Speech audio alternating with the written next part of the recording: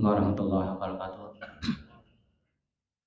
Alhamdulillah rabbil alamin wassalatu wassalamu ala asyrofil anbiya'i wal mursalin Muhammadin wa ala alihi washabihi ajmain.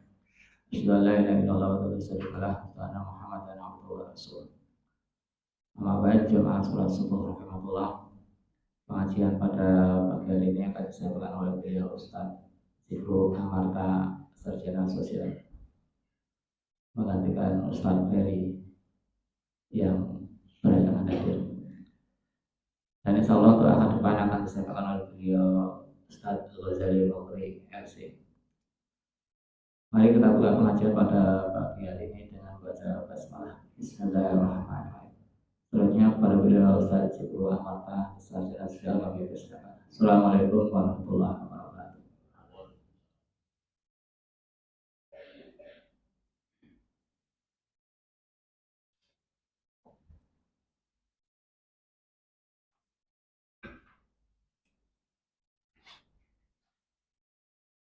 Bismillahirrahmanirrahim. Assalamualaikum warahmatullahi wabarakatuh.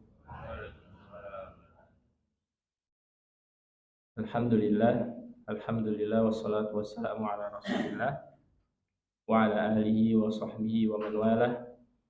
Subhanaka la ilma lana illa ma 'allamtana innaka antal alimul hakim. Rabbana zidna ilma warzuqna fahma. Para Bapak Ibu jamaah Masjid Al-Mustaghfirin yang semoga senantiasa dirahmati oleh Allah. Yang pertama tentu kita bersyukur atas nikmat, rahmat, hidayah yang telah diberikan Allah sampai detik ini. Yang utama tentu nikmat Islam dan iman, yang mana dari sekitar 7 miliaran orang di bumi, mayoritas belum masuk Islam. Jadi dari bumi pun kita hitungannya masih minoritas. Dan dengan nikmat Islam ini harusnya menjadi satu nikmat yang harus disyukuri. Dan kemudian dari jumlah umat muslim yang sudah miliaran itu juga mungkin belum semuanya istiqomah untuk melaksanakan sholat berjamaah, khususnya sholat subuh. Dan pagi hari ini juga alhamdulillah Allah gerakkan hati kita untuk melangkah ke masjid untuk melaksanakan kewajiban sholat subuh berjamaah, lebih-lebih ditambah dengan kegiatan ibadah yang lain, yaitu belajar. Tadi saya berangkat dari rumah Tahfidz Nitian dan lewat kayaknya toko helm, tapi ngadakan nobar. Nah, jadi subuh tadi bertepatan dengan pertandingan Barcelona lawan Madrid. Dan banyak Bapak Ibu, anak-anak muda mungkin usia-usia 17-an sampai 20-an itu ada, mungkin 20-an itu ada. Nah, jadi alhamdulillah kalau sekarang kelihatan ini ada mas-mas adik-adik ini juga satu nikmat yang tersendiri, karena juga tidak banyak di usia-usia mas-mas dan adik-adik sekarang itu digerakkan oleh Allah lewat bapak ibunya, ya, dibangunkan kemudian diajak berangkat ke masjid. Itu sangat sedikit, masih sedikit. Maka dari nikmat Islam, iman, hidayah serta taufik ini mari kita manfaatkan betul untuk bersyukur. Dan salah satu bentuk syukur yang kita kerjakan pada pagi hari ini yaitu belajar. Salawat serta salam semoga tetap tercurahkan kepada junjungan kita Nabi Allah Muhammad Sallallahu Alaihi Wasallam yang telah memperjuangkan ajaran Islam dengan harta, dengan keringat sampai darah, sehingga Islam itu sampai, risalah Islam itu sampai pada kita hari ini. Dan semoga syafaatnya nanti dapat kita raih di hari kiamat. Bapak Ibu jamaah rahimakumullah, alhamdulillah kesempatan menggantikan Ustadz Ferry sebagai pemateri awal pada pagi hari ini adalah kesempatan silaturahmi juga bagi saya pribadi, karena sudah sejak SMP tinggal di Jogja, Mualimin, sampai sekarang baru pertama ini di sini. Jadi alhamdulillah kenalan baru, dapat tahu mengunjungi masjid baru, dan tentu sebagai pengganti berbeda dengan yang diganti. Ya bercandaannya para ustadz-ustadz itu, kalau pengganti ya berarti seperti tayamum, tentu berbeda kualitasnya dengan air gitu nih Bapak Ibu. Dan sebagai murid ya kalau kemudian diminta mengganti, maka ini dianggap sebagai tugas gitu. Lebih-lebih Rasul Shallallahu Alaihi Wasallam juga bersabda berkaitan dengan hak muslim. Jadi ada 6 hak muslim yang salah satunya adalah wa idastan sohaka fansahlahu. Kalau ada seorang muslim yang minta untuk diberikan nasihat, maka berilah nasihat. Dan ini yang saya pegang juga ketika siapapun, apalagi Ustadz Ferry sebagai guru, meminta untuk menggantikan kajian, maka tentu kajian itu isinya adalah nasihat juga. Maka permintaan untuk mengganti itu adalah permintaan seorang muslim yang meminta haknya. Maka ya bismillah, siap tidak siap menggantikan. Nah, Bapak Ibu jamaah rahimakumullah, berkaitan dengan manusia begitu, tentu saya yang baru pertama kali di sini pasti awalnya mengenal dulu. Yang pertama mengenal ini masjid namanya apa. Nah, berkaitan dengan berkenalan, mengenal, Nabi Adam alaihissalam ketika diciptakan, kemudian masih di surga begitu,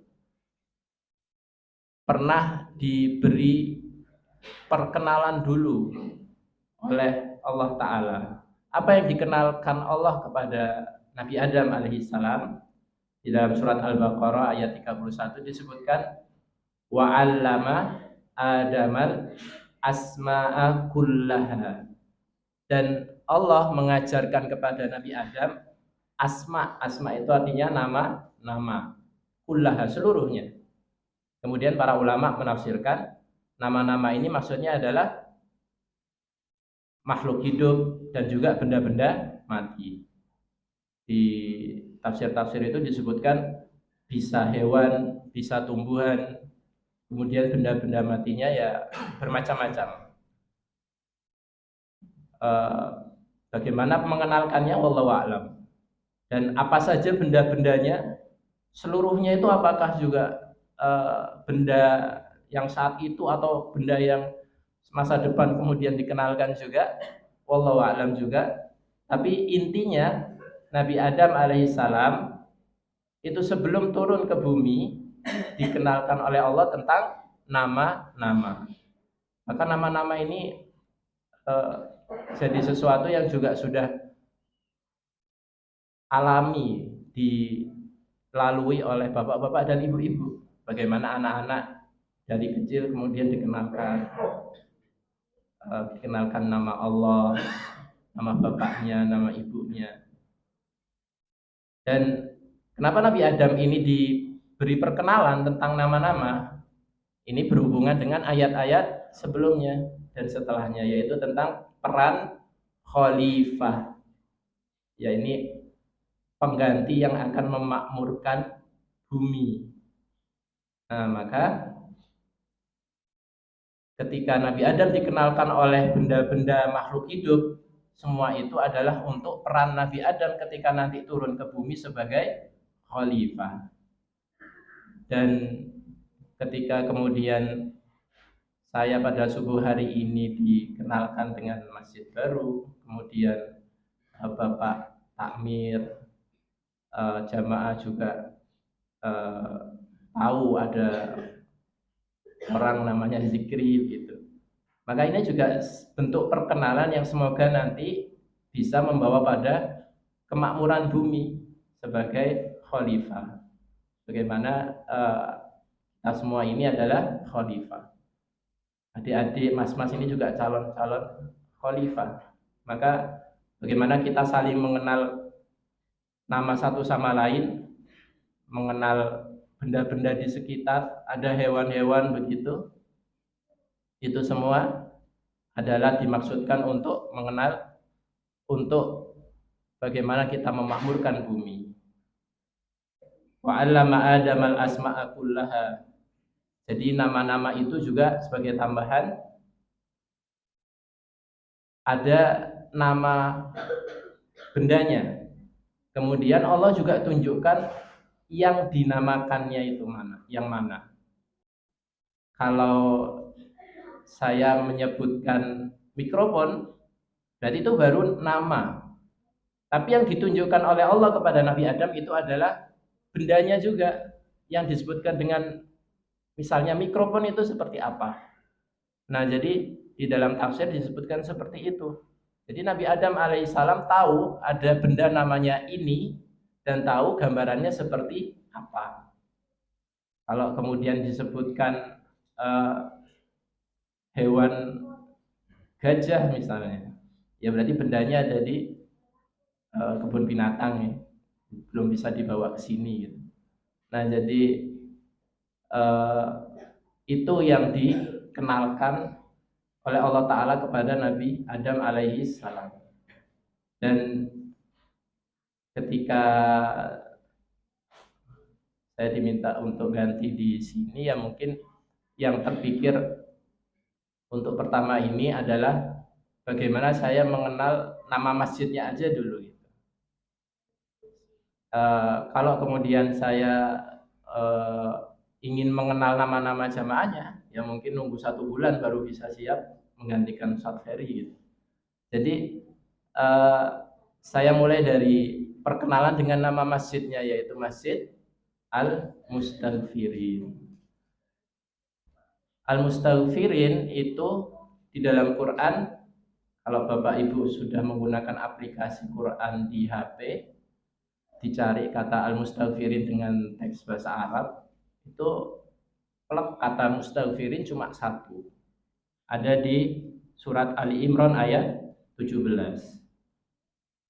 Ayatnya adalah as-sabirina was-sadiqina wal qanitina wal mustaghfirina wal sebelum wal mustaghfirin wal munfiqina wal mustaghfirina bil ashar.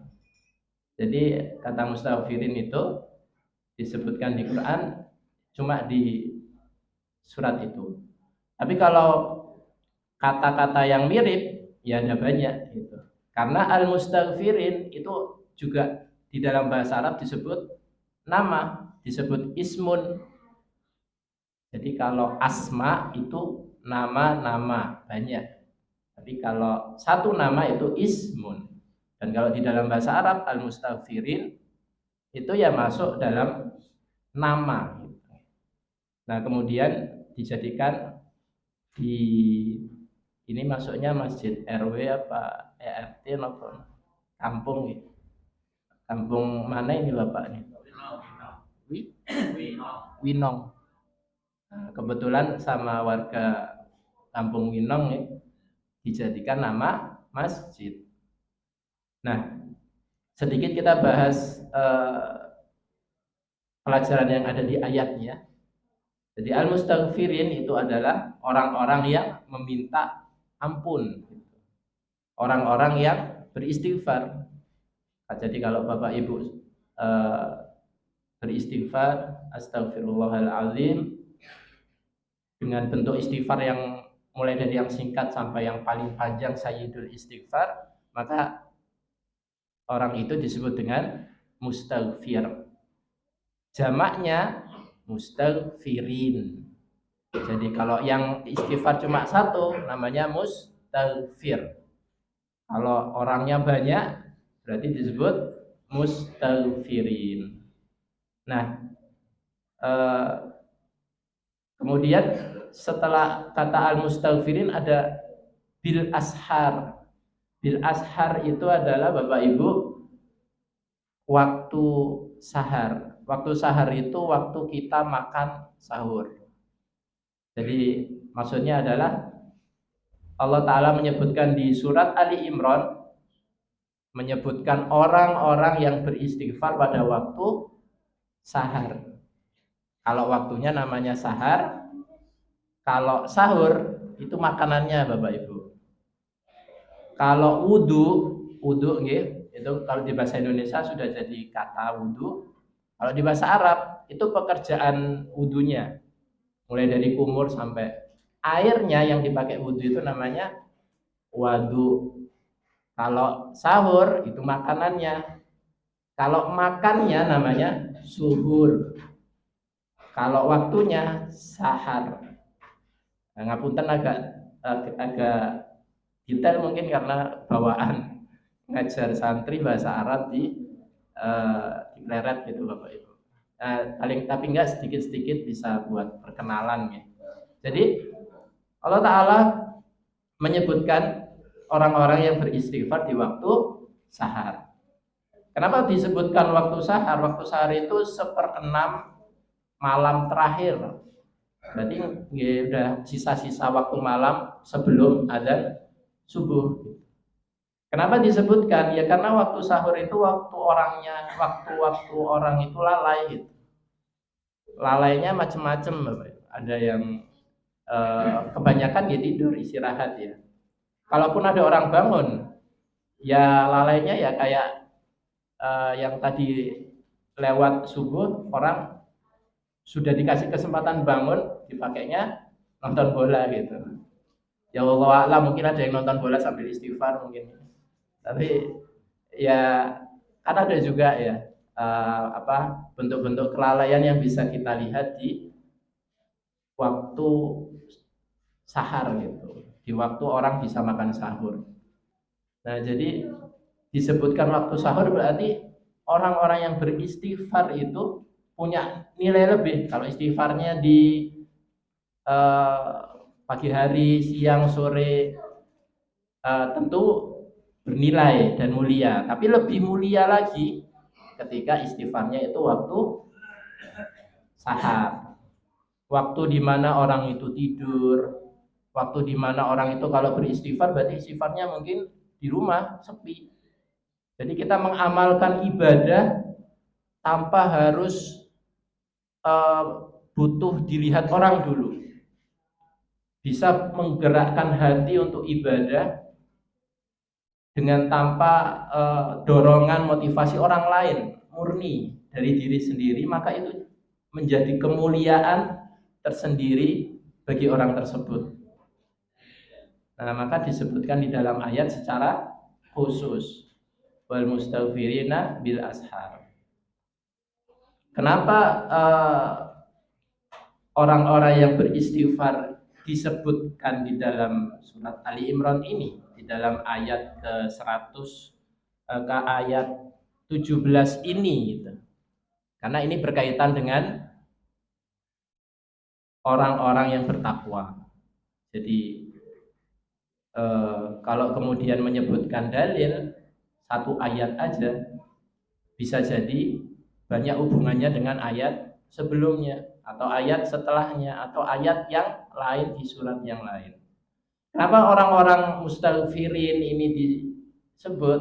Karena Allah Ta'ala sedang membicarakan orang-orang yang bertakwa. Salah satu bentuk ketakwaannya adalah beristighfar.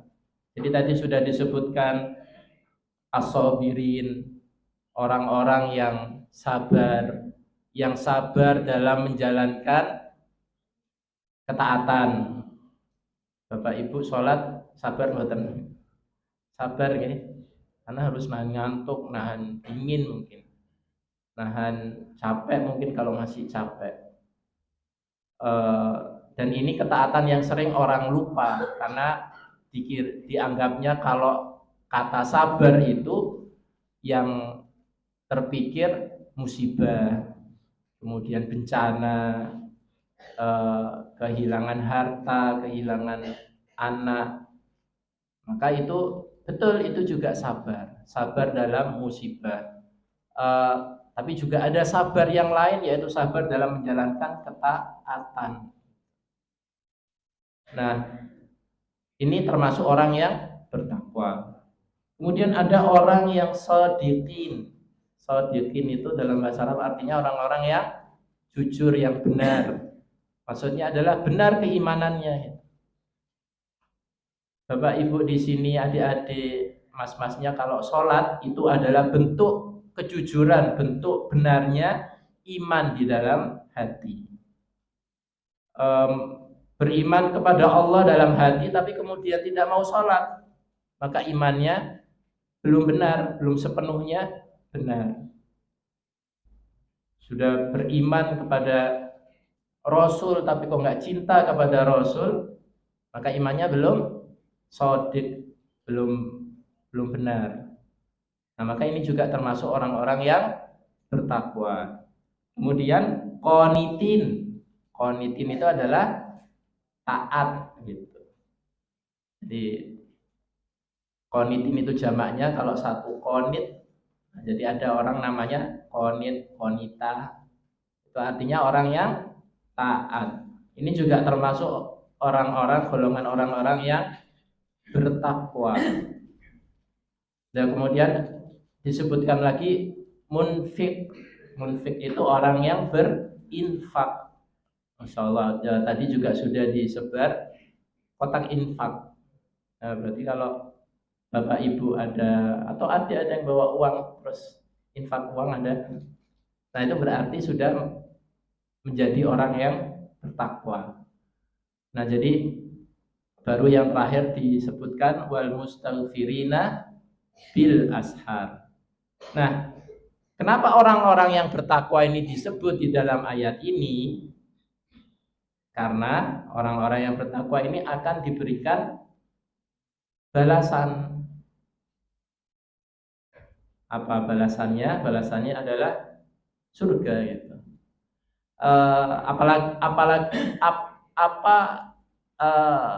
Tujuan terakhir atau hal yang paling besar, yang paling tinggi yang kita harapkan di dunia ini kalau bukan surga gitu.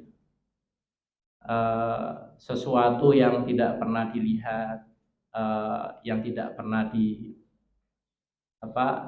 sampai di pikiran gitu, itu nanti akan ada di surga. Sesuatu keindahan yang belum pernah terlihat itu akan ada di surga. Kemudian bayangan-bayangan tentang keindahan, tentang kebaikan itu setinggi apapun, ketika masuk surga baru sadar ternyata lebih di surga lebih indah lagi dan lebih baik lagi. Maka apa tujuan terakhir bagi manusia yang mau diharapkan kalau bukan surga gitu. Nah, maka di ayat-ayat sebelum itu Allah kasih dengan bahasa pertanyaan. Karena sebelumnya lagi kan surga itu perkara akhirat ya Bapak Ibu. Sebelumnya lagi Allah Ta'ala menyampaikan keindahan-keindahan dunia. Zuyyina linnasi hubbus syahawat minan nisa wal banin wal qanatiril muqantarah minadz zahabi wal fiddah wal khailil musawwamah wal an'ami wal hars. Jadi manusia itu sudah dijadikan indah di matanya itu pertama wanita, anak-anak dijadikan indah, menyenangkan lihatnya. Kemudian kendaraan, Masya Allah setiap tahun, beberapa tahun pasti ada tipe baru, orang lihat pengen gitu. Kemudian perhiasan, emas, perak, lain-lain. Ini semua kemudian disebutkan lagi apa, ladang, an'am wal hars, hewan ternak ada, ladang gitu ya. Orang kalau sudah miara ayam, miara sapi, ngomong itu enak gitu, karena bayanginnya nyenengin gitu, lihatnya suka gitu. Sampai dibikin kriteria hewan tanduknya gini, dijadikan indah di matanya itu, ayamnya gimana, warnanya itu sampai dibahas gitu.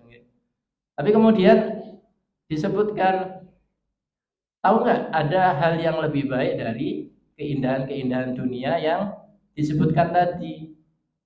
Maka disebutkanlah di dalam surat Ali Imran ini ada yang namanya surga. Surga itu di bawahnya dialiri sungai-sungai. Deskripsinya sederhana, ya di Indonesia juga banyak gitu. Tapi kan ini perkara akhirat, perkara gaib. Makanya disebutkan surga itu apa yang belum pernah dilihat oleh mata, belum pernah terpikirkan gitu. Jadi kalau Bapak Ibu sekarang melihat keindahan di dunia, di surga pasti lebih indah gitu, pasti lebih baik. Maka kalau kemudian sudah disebutkan surga ya seperti itu, bandingannya nggak ada bandingannya dengan keindahan di dunia, kok belum ada keinginan untuk mengejar surga itu, ya mau dikasih pancingan apa lagi gitu, oleh Allah Ta'ala gitu. Nah, kalau sudah orang itu tertarik ingin untuk masuk surga, maka disebutkan oleh Allah Ta'ala, orang-orang yang masuk surga adalah orang-orang yang bertakwa. Dalam khutbah Jumat diulang-ulang, takwa itu yang paling sederhana, mengerjakan perintah-perintahnya dan meninggalkan larangan-larangannya. Dan di antara bentuk mengerjakan perintah-perintahnya ya yang disebutkan di ayat ke-17 ini. Meskipun banyak ayat-ayat yang lain jelas, tapi salah satunya disebutkan di ayat ini. Tadi apa? Bapak Ibu, orang-orang yang bersabar, orang-orang yang benar, jujur keimanannya, orang-orang yang berinfak, orang-orang yang taat, dan orang-orang yang mustaghfirina bil ashar. Nah, maka dari itu barangkali dengan mendalami makna mustaghfirin ini juga bisa jadi penghayatan lebih ketika Bapak Ibu menjalankan aktivitas di masjid. Kalau kemudian mustaghfirin itu adalah nama orang, masjid itu bangunan, kalau kemudian masjid dinamakan masjid mustaghfirin, apakah berarti masjidnya yang beristighfar? Kan enggak nih. Berarti artinya apa? Orang-orangnya yang sholat, yang menjalankan aktivitas di masjid ini. Itu. Dalam tafsir yang lain, istighfar itu juga disebutkan dengan sholat juga. Wal mustaghfirina bil ashar berarti bisa juga orang-orang yang sholat di waktu sahar. Maka kalau kemudian kita melihat masjid namanya mustaghfirin, maka ini juga bukan berarti menunjukkan sudah pasti atau kepastian, oh berarti orang-orang yang di masjid ini pasti beristighfar gitu. Belum juga. Maka yang namanya nama itu adalah harapan dan doa. Artinya kalau kemudian ada masjid namanya mustaghfirin, berarti bukan masjid yang beristighfar, tapi harapannya adalah orang-orang yang datang ke masjid ini bisa jadi ahli istighfar, orang-orang yang sholat, orang-orang yang senantiasa memohon ampun kepada Allah. Dan istighfar ini Bapak Ibu tentu keutamaannya, fadilahnya besar sekali. Disebutkan di dalam surat Nuh ya, kalau tidak salah. Faqultu astaghfiru rabbakum innahu kana ghaffara. Ada perintah kita diminta untuk beristighfar. Nah, kalau ditanya kemudian hukumnya istighfar apa Bapak Ibu untuk orang muslim, untuk seorang muslim? Hukumnya adalah apa Bapak Ibu? Hukum itu ada wajib, sunnah, atau haram. Jelas enggak nih? Hukum istighfar kata para ulama wajib gitu. Jadi kalau nggak pernah selama hidup itu istighfar ya apa ya, ngapain aja Bapak Ibu, masa nggak kenal istighfar dan nggak pernah istighfar. Jadi beristighfar itu hukumnya wajib, apalagi kita disebutkan ini kullu bani Adam khata, setiap anaknya Adam itu suka berbuat kesalahan, dan sebaik-baik orang yang berbuat kesalahan adalah yang beristighfar. Nah, jadi istighfar ini pertama wajib, kedua keutamaannya besar.